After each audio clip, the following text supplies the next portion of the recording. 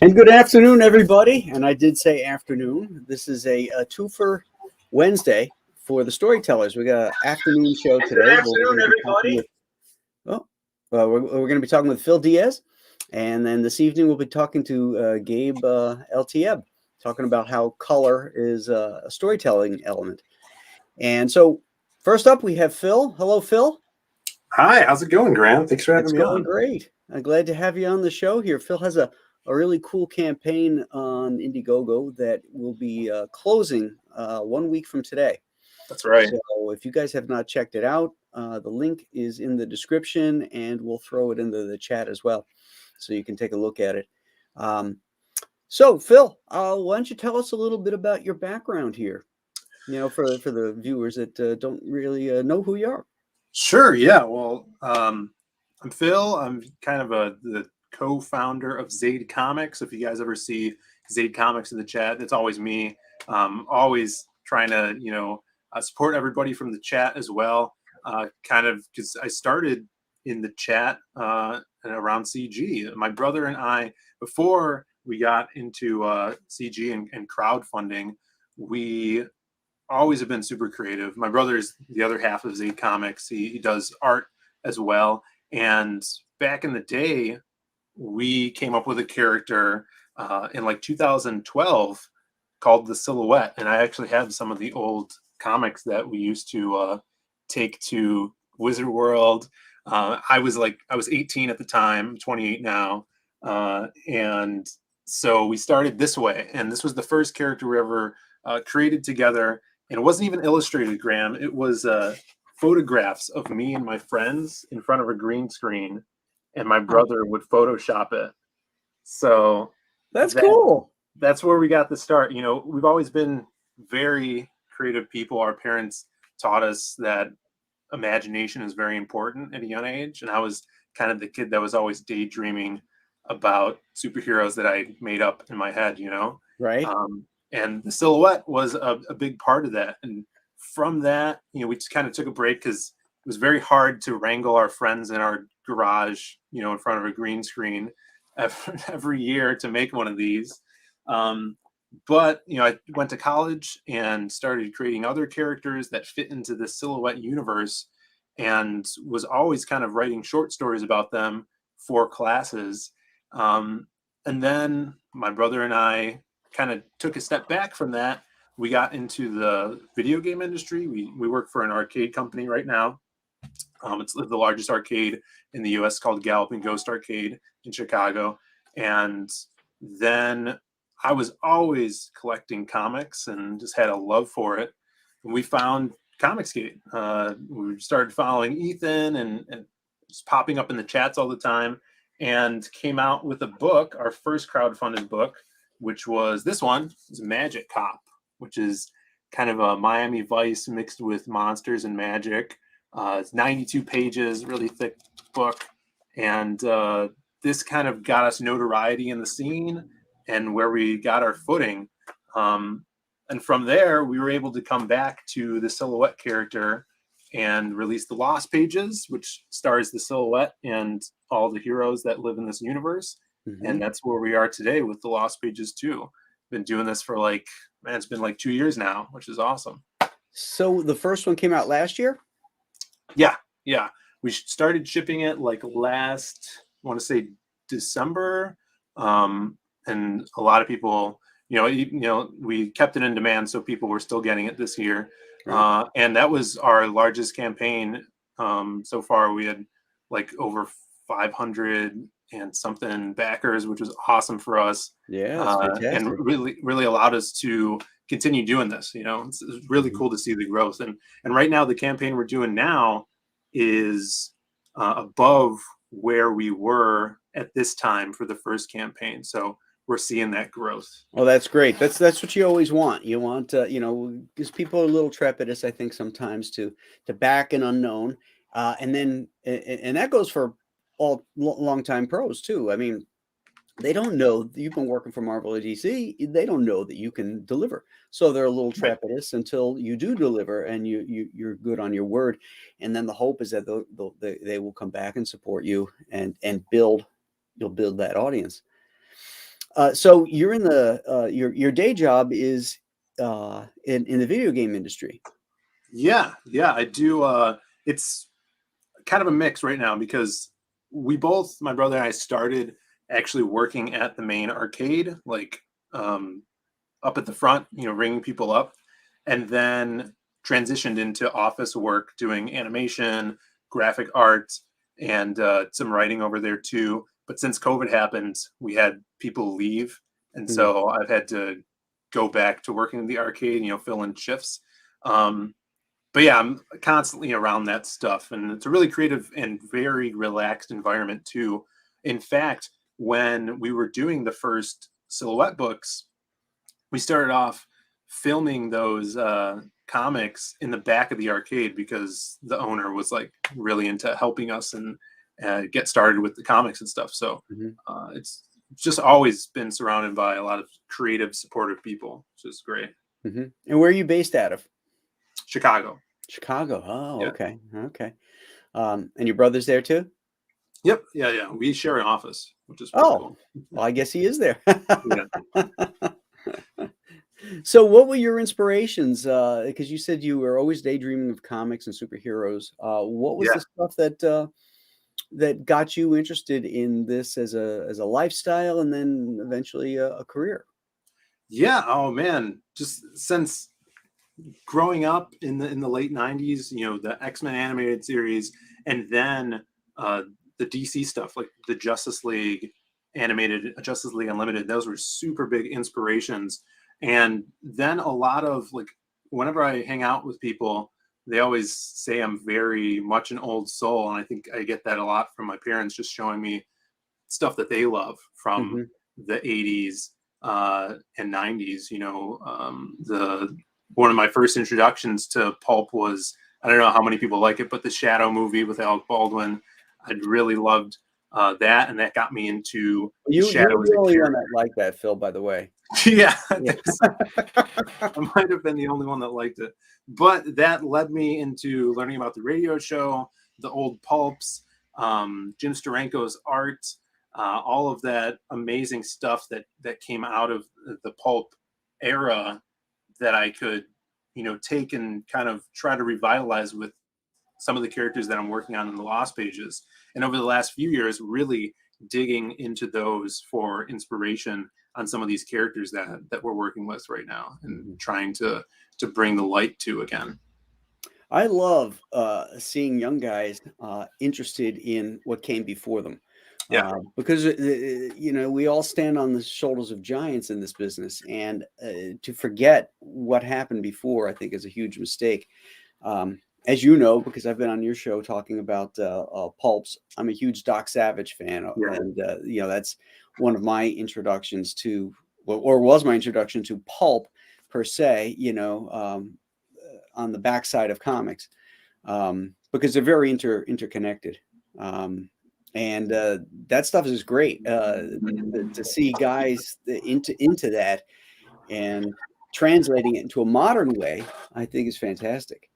No, I love all that stuff, and it's I love learning about stuff from the past, and Mhm. how different people tell stories. Like, even though I'm writing all kind of like these pulp characters, you're talking about like the Masquerade from the Lost Pages, I'm still working on other stuff. Like right now, I'm researching a lot of cyberpunk material from the 80s because I want to do eventually a cyberpunk story. And I think if you're going to write in a specific genre, you need to know a lot about it. Research that and know the key things that fans of that genre want to see in that work, Right. and how to make it kind of new and original. So, especially if you're going to be a storyteller, you kind of want to be a student of the work, and make sure that you know your stuff. Hmm. And that part of it too is really fun for me. Um, I just love learning new stuff about the medium and the craft. Hmm. And it leads you to all different kinds of things. Like you said, you discovered Jim Steranko's art. Yeah. And as you delve into that, the shadow, you said you probably I'm familiar with Rosen's paintings and Oh yeah, man. um, Yeah. Walter Baumhofer's paintings, and you get exposed And to new they guys, new have, approaches. I think I brought these up when we were on my channel, but they had some amazing reprints. I don't know if you could see in the back here is one of my favorite shadow pieces. Let me grab it. I'm gonna put you in solo layout so it's nice and big. Check that out. Oh yeah, Classic. I mean, these yeah, were Sanctum Books did these awesome reprints, and yeah. it's two of the magazine stories in one.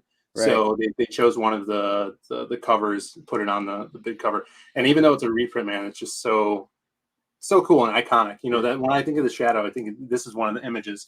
And you have to imagine when you're working with those pulps back then, there were just stories, there were short stories, and you needed that. It was sometimes without even illustrations in them. You needed that striking cover, Mm-hmm. so that really lends to it. And as a creator, you want that still with your comics, Mm-hmm. right? You want something that grabs the reader and pulls them in.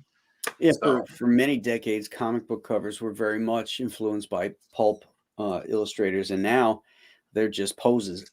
There's no interesting story. That cover you just yeah, showed tells a story. It, yeah, and it beckons you to buy that cover to figure out what's happening. Um, we see covers today like the Avengers, where they're sitting around a pizza parlor, drinking milkshakes. Who cares? yeah. We, And there's no threat, there's no excitement, there's no action. now here's the cover to the first Lost Pages book, and Simon Bisley did this, which was amazing working with him.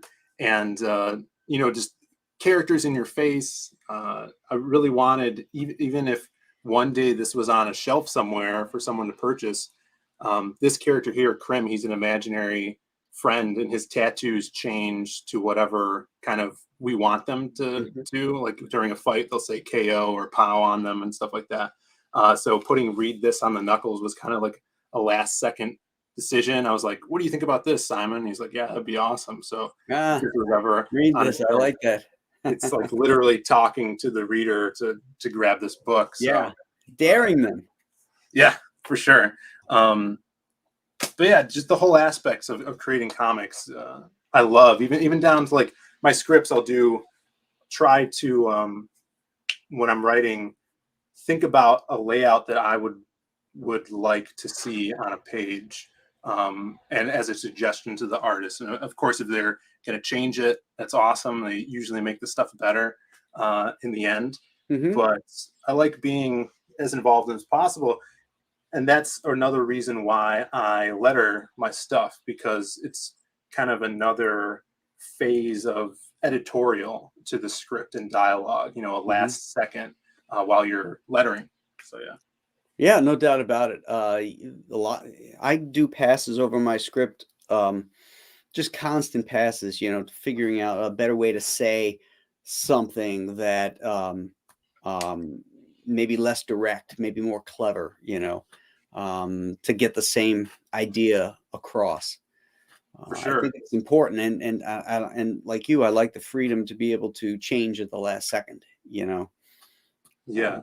but I don't let Brandon, her. there was a comment here in the chat I'd like to address Yeah. from the beginning. The name is Praetor7. He says, just got the Magic Cop ash can in the mail yesterday. Yeah, I've been trying to hunt down everything Alan Alonso has made. I've been very pleasantly surprised in how much I enjoyed the writing. It's great too. Great job. Thank you so much. Yeah, so this ash can came out with Magic Cop 2, which is it's in demand right now, and all the stuff's printed, so everything's ready to ship. And it's just a small, really cool ash can drawn by Alan Alonso.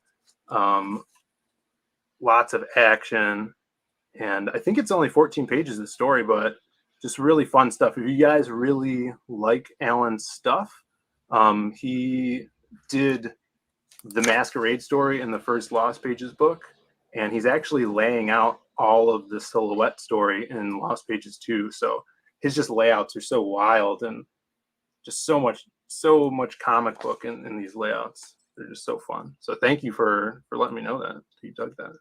Excellent, excellent. Super fun. Yeah. fantastic. Okay, just see if there's anybody else had a question while we were on that. Let's see. Dr. Mass says the only thing I remember about the Shadow movie is that I had to watch it from the front row because there were no seats. That's the worst. Wow. And then the second day, people heard about it. No one was in the theater. You know, we talked about that movie, and I think the only good scene was that scene on the bridge where he was Oh, yeah, really that's the with best the scene. shadow. That Mhm. was a great scene. It was pulpy. It was creepy. It was the shadow looked really cool with his red scarf and his hat and his nose and everything like that. And then the rest. They should have stopped right there. I said, "Thank you. Good night, everybody." That first scene is almost taken directly from the first book when he saves his to-be agent, you know, Yes. from some gangsters. Well, actually, he was going to commit suicide. Oh, that's right. Yeah, he was Yeah. going to jump off. You're right. Yeah, he was going to jump off. Girlfriend left him, I think, right? What's that? I think his girlfriend left him Yeah. for someone else, and he was going to kill himself. You're right. Yeah. Yeah. And plus, you know, it was the heart of the Depression, and, you know, there's no money and all that kind of stuff. Yeah. Yeah. I can't remember that character's name, though. He's like the main guy, too, throughout a lot of the books. I always remember Shrevey was the cat. Yeah, the taxi driver. Yeah, the taxi driver. Yeah. And, of course, Margot Lane. Mm-hmm. Did you like the radio program? Yeah, I like a lot of the episodes, and yeah, I liked them. They're fun. And of course, there's, you know, different people portraying the Shadow over the years. Mm-hmm. But whatever, there's actually a YouTube channel that every month or so just plays a bunch of them in a row, like all night, and Mm-hmm. and it's like they have like a fireplace in the background, you know, kind of simulating that old timey stuff. Really cool stuff. But yeah, I love those old radio shows. I like the Shadow and the Pulps better because he's different. You know, he's the cloud men's minds, and he's sort of invisible, but he doesn't carry the 45s. He doesn't have the slouch hat or any of that stuff. You know, Yeah, which I think is odd. It's radio. You know, and you're not giving anybody to imagine because he's invisible. You know, I just didn't understand that. Mm-hmm. But they got really weird with it. They have like an episode where someone's doing a performance of a new robot that they made, right? And it like almost steps into sci-fi territory where there's a hunchback in the audience of this performance, and he looks weird, but it turns out he's got like this big radio pack on his back, and he's controlling the robot to kill an enemy of his. So it was out there, but weird. I wonder if that was a later one, like 50s version, you know, because it had gone from the 30s, I think, you know. Yeah. Let's let's see. Preacher says, Phil, you might check out the Late Horror Show channel here on YouTube. They play older radio shows like The Shadow. Yeah, for sure. Yeah, if you have Sirius XM, there's a radio. There's an old time radio channel. My wife listens to it all the time. Oh, cool. They play all different kinds of stuff. Yeah. Art T. Bear's in the chat. What's up, Art? Oh, hey, Art. How's it going, man? George Travelos loves The Rocketeer. I like The Rocketeer movie. I saw that recently for the first time since it came out, and I thought that it really holds up. You know, it's very true and authentic, and I think that Billy Campbell does a great job as old Clifford. It's a good movie. Yeah, that character is really striking. What do you say we roll the trailer to the Lost Pages? Perfect. Now let's check it out. Let's do it. From Zane Comics comes The Lost Pages 2.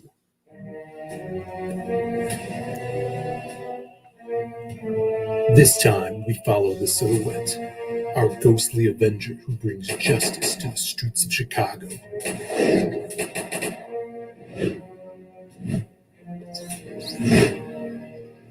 ever searching his haunted past while chasing a new supervillain, El Dorado. The brilliant menace whose powers rival the city's Avenger. But the minds of the scum and the souls of the vile know nothing of the darkness shrouded within the silhouette. Only on Indiegogo.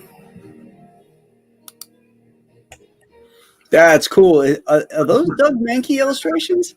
They are, yeah, they're Doug Mankey illustrations. Yeah, That is Animated. awesome. Yeah, he's awesome. He's been, you know, super supportive on everything that I'm doing. I met him right before the pandemic at C2E2 out here, and I was showing him when I was working on the first Lost Pages book, my character Crimstone, who's this big, muscly, kind of like a mix between Lobo and the Mask. Two of my favorite characters, and he really dug the concept of that character. And then I hit him up on Instagram, and we're back and forth since then.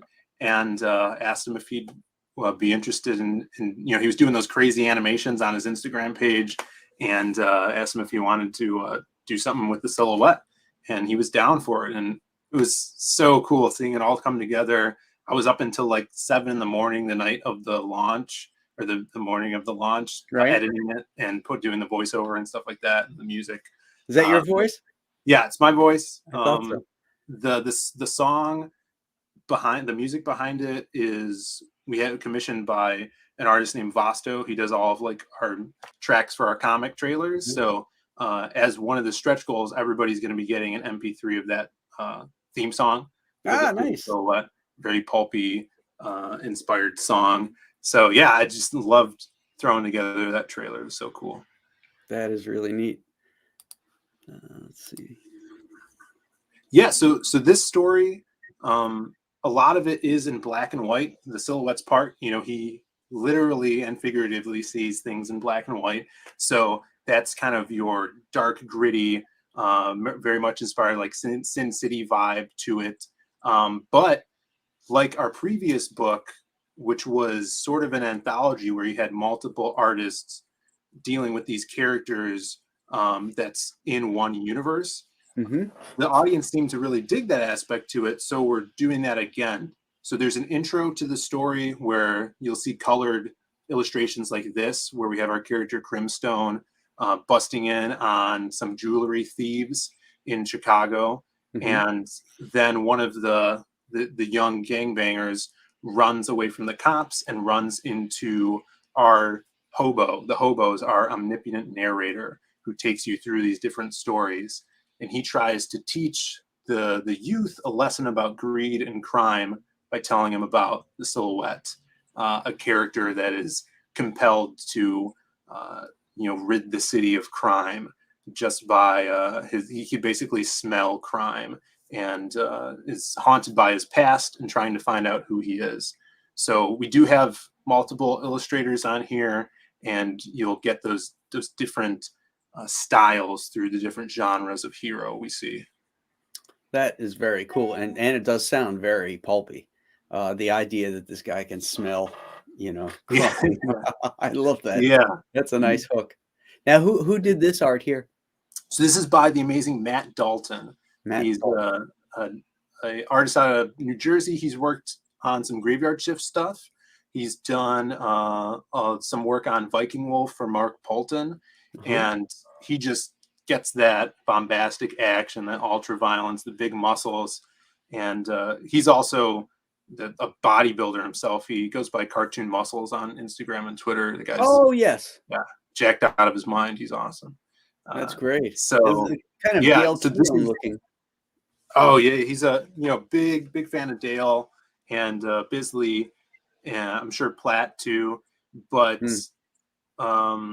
Matt has these moments where we see these like big double page spreads of action from Krim, who's, like I said before, an imaginary friend. So this is a glimpse into kind of the imaginary world of what the human version of Krim is seeing, or our character who's in reality.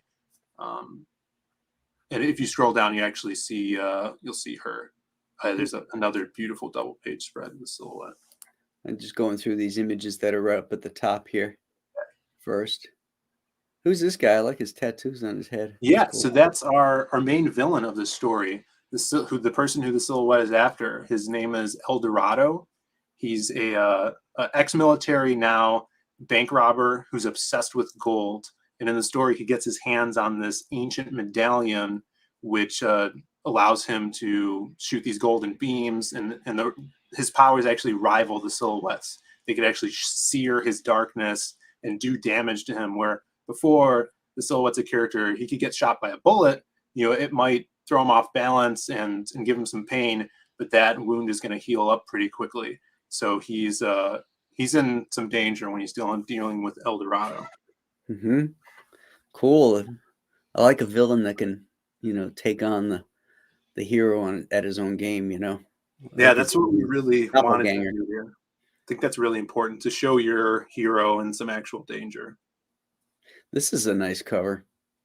Preston Acevedo, you killed it on here. This is Preston's pencil work. It's actually just penciled.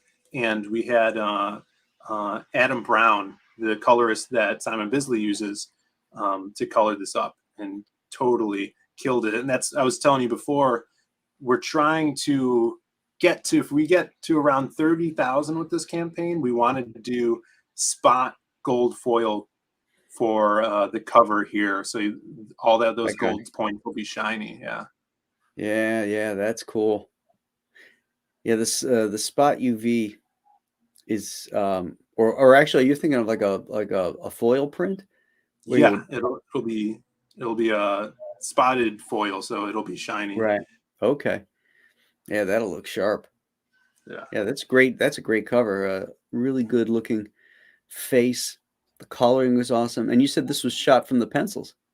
Yes, yeah, he did just pencils on that. Well, they did a nice job. And this is a free print that everybody's going to be getting now. Again, Matt Dalton, art on here, did this awesome print of Krim, who is just looking like a badass. It's so fun. Yeah. And here's some page work. Is this the girl you were talking about? Yeah, that's Taz. So she is, we've seen her in the first book. You actually see her as a child, and you see her imaginary friend when he was a child too, and how they would play together. But as she grew up, she forgot about him, and he was kind of like pulled back into her head, battling all of her inner demons. And then one day, tragedy hit, and she started seeing him again. But he's this monstrous badass who's defeated her inner demons in her head. He's jacked out of his mind, and now they work together as kind of a superhero team, because whenever he's around, she gets super strength. So she's fighting these thugs, and that's what she's seeing in her head. She's seeing this? No, so this is what's happening in reality, and then the next page is when she fights. Kind of in her head, Krim fights for her. But as we'll find out in the story, other children can see him, and no one else can. So she could see him, and so could kids. And that's why that kid's kind of freaked out. And the readers. Yeah, and the readers, for sure. You don't want to pull a shadow thing here and not have anything to show. That's right. Yeah, and then this is right before we get into the silhouette story. There's the hobo and his magical book, which is kind of chronicles all of time and these lost stories of these heroes that live in our world. And he's telling them to this kid here who ran away from the heist. So hobo is like the narrator, like Uncle Creepy or something like that, right? Yeah. Okay. For sure. And he's actually a really important character of this story going forward as well. Like him having this book. We saw at the end of the first story what happens if someone else reads from the book. He's the only one that's actually allowed to. So there's consequences with that if the book falls into the wrong hands. Oh, that's cool. I like that.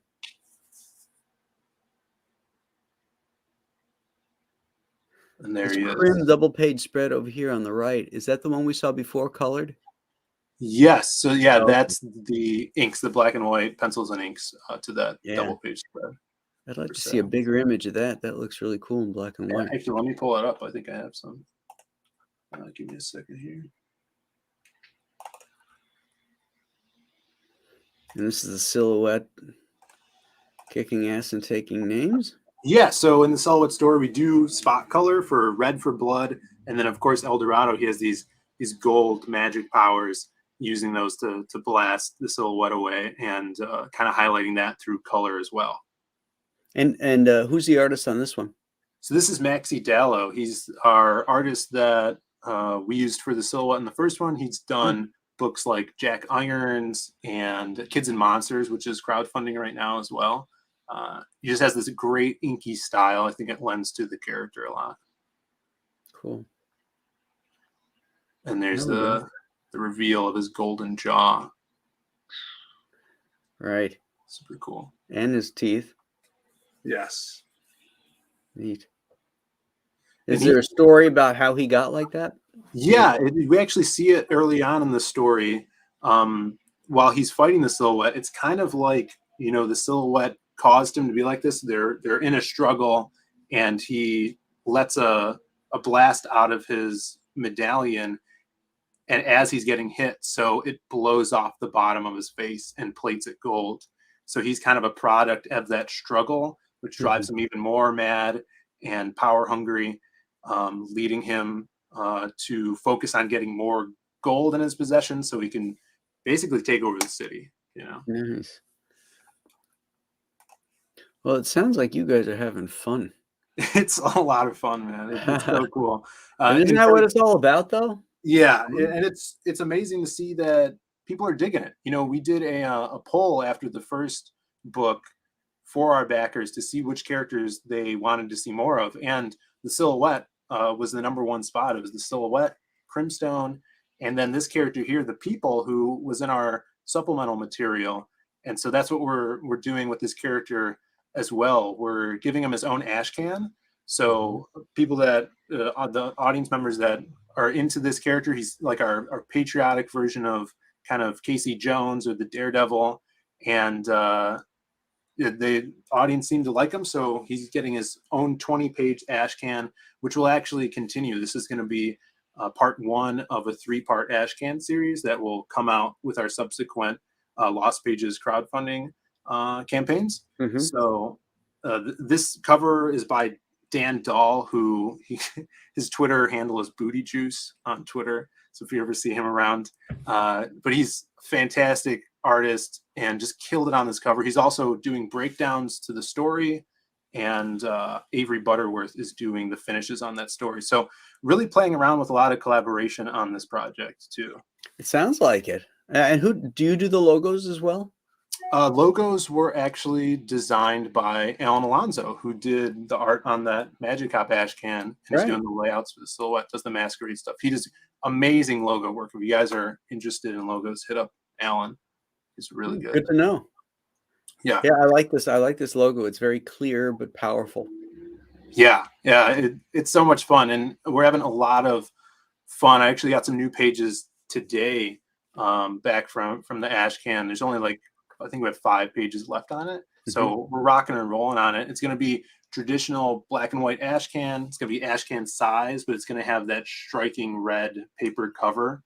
Kind of like going off of what Dale Keown did with his Pit ash can back in the 90s. But yeah, his story is, he works in a courtroom too, but he's a courtroom sketch artist.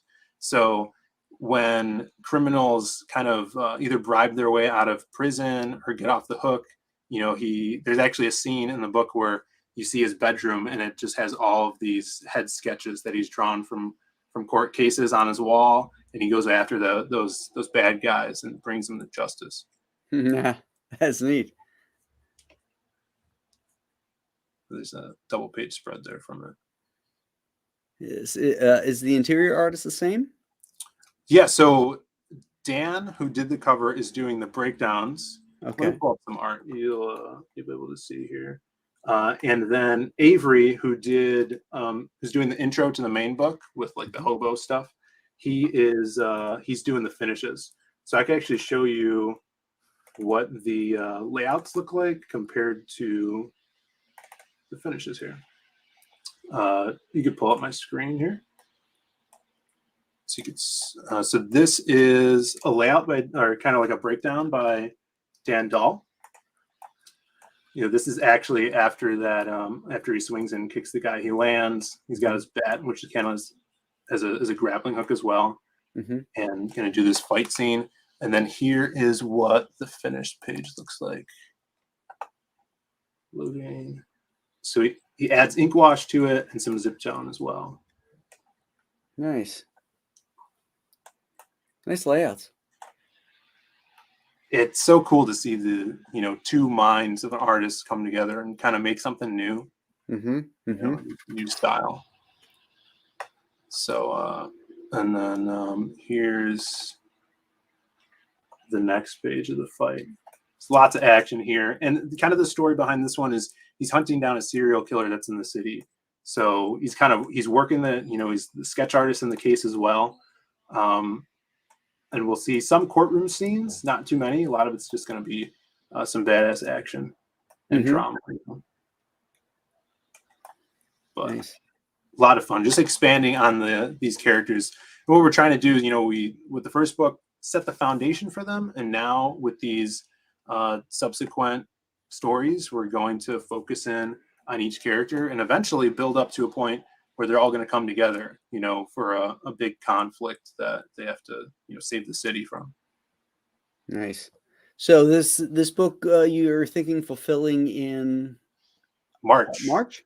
Yeah, that's what we're scheduled for, and it's on its way. Like I said, we just have 5 more pages for the ash can, and I think around maybe 18 pages for the main book, and the main book's going to be 76 pages. It's a thick read, which we always love giving the audience that.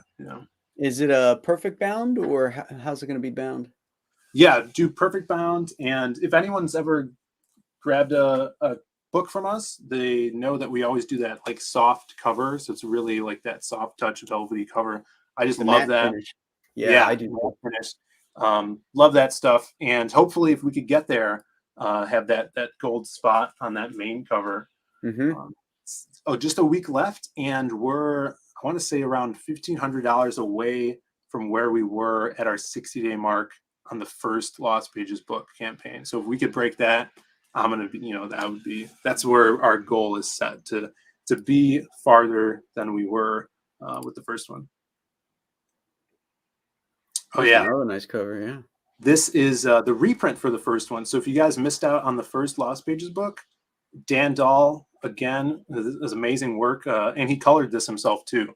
So this, I always say this is kind of the quintessential image of, if people are like, what's the Lost Pages? This is what the Lost Pages is. You got the hobo on there too. I just in love with this. So yeah, so each one of these characters has their own storyline. That's right. And that's what, the hobo's job in the book is, kind of stringing those along, taking the reader through those in the first book. And now going into the second one, focusing on the silhouette, but still having those familiar faces. Like the Masquerade, we'll see him in the story too. The Masquerade and the silhouette have some ties together, and those story points start being fleshed out in this new one. I know a lot of people did love the Masquerade character, and I can't wait to get back to his full story, but we're definitely going to see glimpses of him in there. Yeah, he looks really cool here. So cool. Yeah, Master of Disguise, based in the 1930s, but there's a lot more to him than just kind of a swashbuckling pulp hero. There's a lot of mystery to this guy.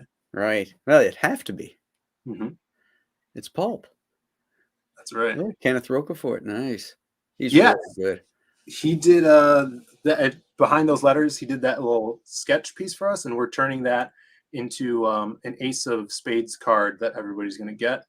And Shelby Robertson did this crazy cool Mad Ball design sticker. Yeah, look at that. It's got the baseball stitching. Yeah. So that's going to be a sticker everybody's getting. So even if you guys just back the book, you're going to be getting a lot of free stuff too. Yeah. That's the cool stuff about the crowdfunding is you don't just get the book. Everybody chips in, and and then all the other goodies come with it. It's really, really neat. For sure. And that right there, those head sketches, we actually have one left. I'll actually show you. Dan sent them to me. So Dan Dahl, he's actually in the chat. Dan, thanks for watching. Does this amazing Copic marker. Yeah, there he is. Hi there, Dan. Amazing Copic marker work. So check this out. This is wait, let me put you up on yeah. That's not it. I don't want to remove you. I gotta go up here. Solo layout. There we go. There you go. So this is his version of the silhouette, and we put 8 of these up there. Whoever backs gets to choose from which character from the book they would like. And here's his crim. That crazy. Those are originals right there? Yeah, this is original. Okay. So those are the Copic marker originals? Yep. Nice. Hand colored.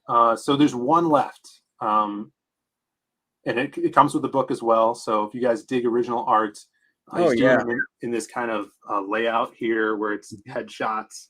And it's something I really wanted to work with Dan for a while. And I think he's an artist that needs to be, show the people what he could do. So he's badass. So check those out. Nice. Yeah. Now, how do you get those? Is that a perk level? Or it is? Okay. It's a perk. Yeah. It's I think it's called the headshot perk. Perfect. Yeah, you guys should jump on that. You get an up and coming artist, and you get the artwork at a good price now, because as it becomes more and more popular, price goes up. Yeah, he did this too. This was for a giveaway that we did, but that's the people. Nice. Cool. I've seen that. You might have posted that somewhere. Yeah, for sure. Yeah, that's nice. Nice work, Dan. Very nice work. Oh, we got a T-shirt too. Oh yeah. Prints. You're just showing me. Oh, I'm sorry. Yep. Thank you. No problem. Oh, and that's you too. There we go. Yeah, the add-ons. If you guys like trading cards, we did kind of a full series of trading cards for the first book. There was 10 of them. And if you missed out on those, you can get the wax pack, which is an add-on. So it actually comes in like an old-timey wax pack that we're having made, and that's the art for it right there with all the characters on it. And then it comes with 10 trading cards. I think 9 trading cards, and there's a chance to get the really rare one, which is of the silhouette. And then we got the shirts. All this stuff could be added on to your book. So now, do you add the rock hard gum to the wax pack? No gum this time. I don't know if we can mail that. Man, I missed that gum. Made your teeth very strong. Yes.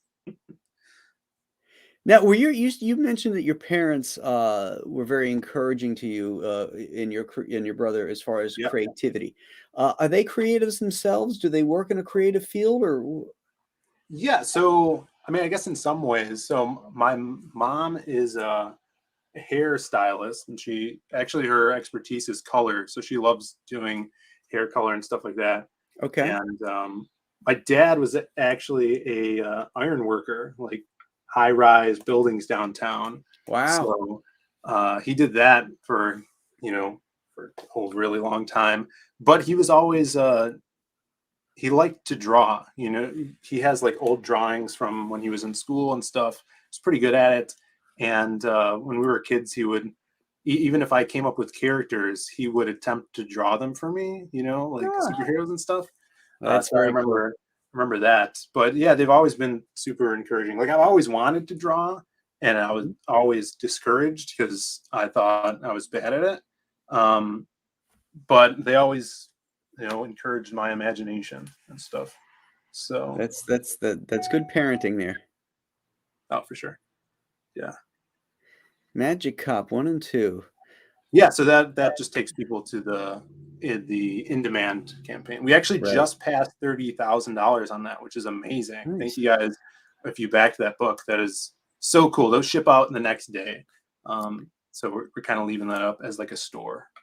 That the one on the right there with the green witch on the broom. Yeah. That really has an 80s feel to it. Yeah.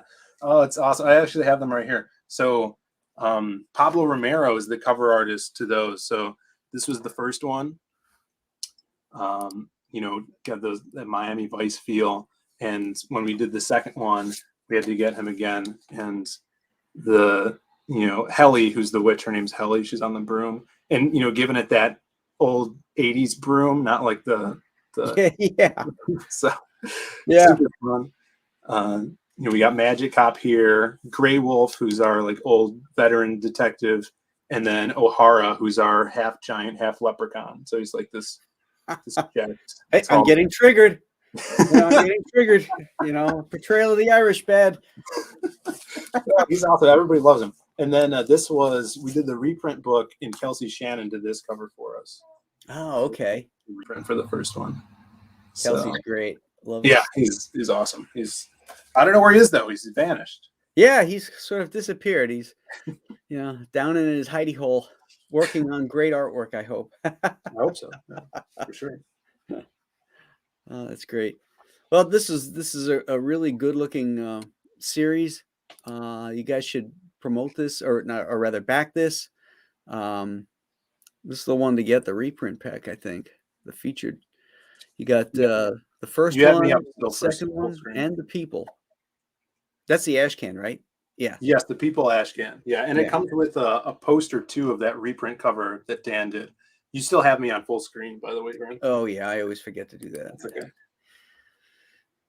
There we go. Okay, excellent.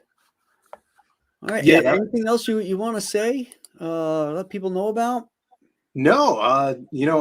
7 days left, just a week away, and really trying to get to that goal of where we were for the first campaign. It's just a few backers left. We have that original art on there that you can get any character drawn by Dan. We also have some pages on there too that we talked about, and there's free trading cards that come with it, as well as those stickers. And we're just having a blast with it. We can't wait to get this out. A lot of people in the chat were saying that you and I both deliver, so that's a really important thing to us at Tate Comics, is getting those books into people's hands. And we've been doing it for 4 projects now, so we don't plan on not doing that. You get better and better at fulfillment and timing things, and it is a learning curve. There's a definite learning curve with this whole thing. In fact, Dr. Mask's Retro Elixir wants to know any tips or lessons learned in regards to crowdfunding a book. Yeah, man, just every day on crowdfunding, I learned something new. Advice to people would be, don't be afraid to ask for help. Don't be afraid to ask people if they want to do something for, like, if you want to commission them for something. Right. Because if I was afraid, I wouldn't have had a Dan Fraga trading card on the first campaign. Billy Tucci's done some sketch cards for me, and I was able to get Simon Bisley to do a cover. So I think a lot of the times people are afraid of asking for things, or if people are available for work, and it's worked out for me. Another thing is, a lot of the opportunities I've had is just for me being available, like being in the right place at the right time. It just happens. But also, I'm always watching streams, while I'm working and stuff, on writing, have a stream up and just know what's going on. But stuff I've learned is preparation, always plan ahead. And that really helps us a lot with not falling behind in fulfillment. Give yourself those extra months for padding, if you can. Do you do the fulfillment yourself, or do you use a fulfillment team?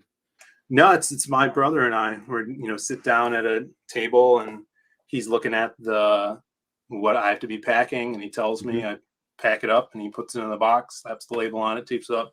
So it's kind of a good conveyor belt that way. And where we have it down to a science at this point. Do you use backer kit? Do we use backer kits? No, we don't.